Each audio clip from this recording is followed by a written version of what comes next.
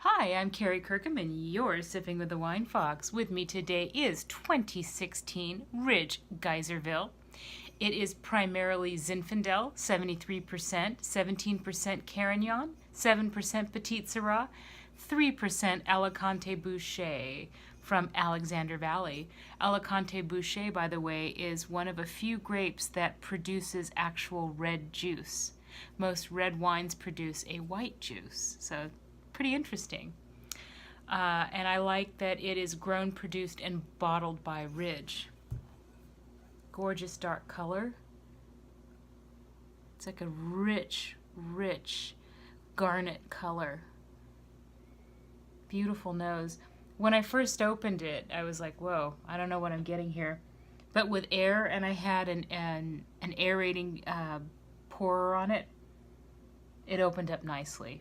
And I enjoyed it very much. As a matter of fact, this is all that is left of the bottle, shared between two adults.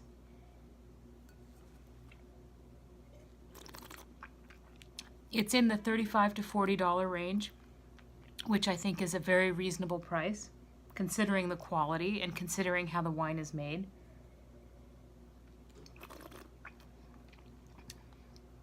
I get blackberry.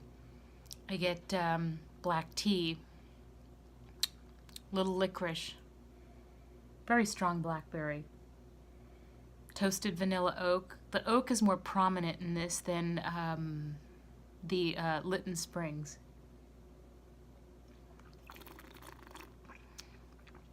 Definitely more of an oak presence there.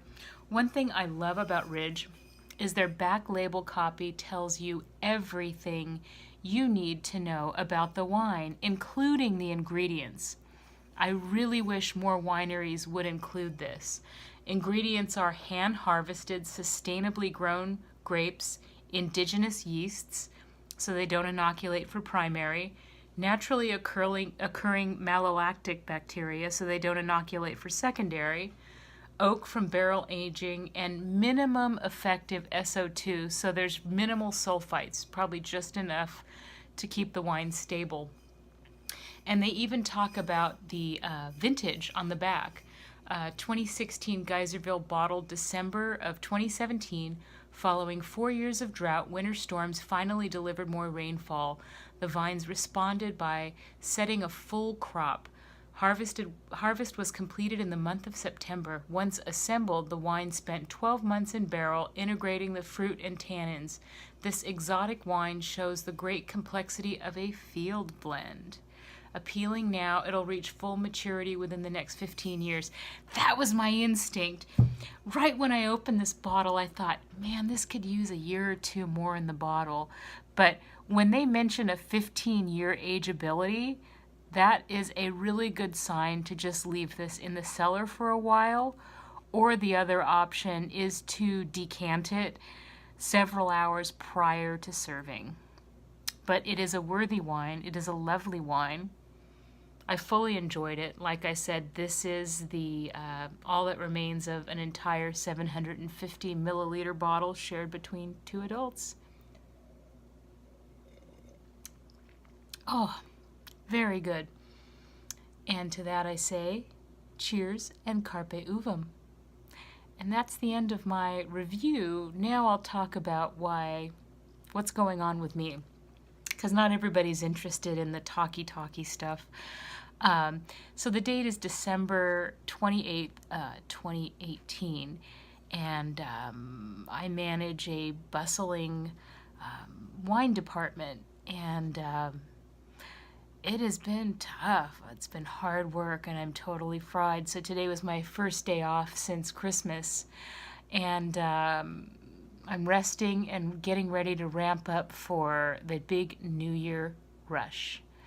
And I'm telling you, this is one of the best jobs ever, being a sommelier or a wine steward, which is what I am, in that you get to present wines to people for their holiday tables. You get to guide them through a variety of different choices and try to figure out which one will appeal most to them and their budget, and the food that they're serving, will it pair well with that. One of the best things is the day after Christmas when customers come back and tell me how their dinners went. And I get to live vicariously through all of their holiday joy where wine is the centerpiece at the table. And it is great. And one time I took a course at UC Davis in tasting room management from a gentleman named Craig Root.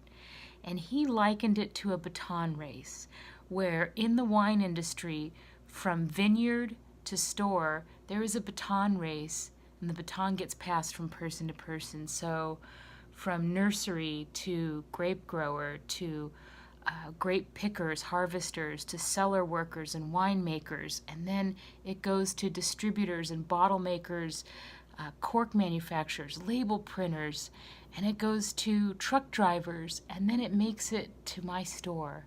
And I'm the last person in this amazing baton race, and I get to hand the baton over to the wine drinker.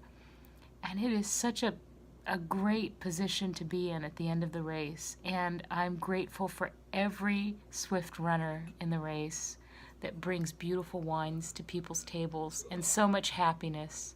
And to that, again, I say cheers and carpe uvum.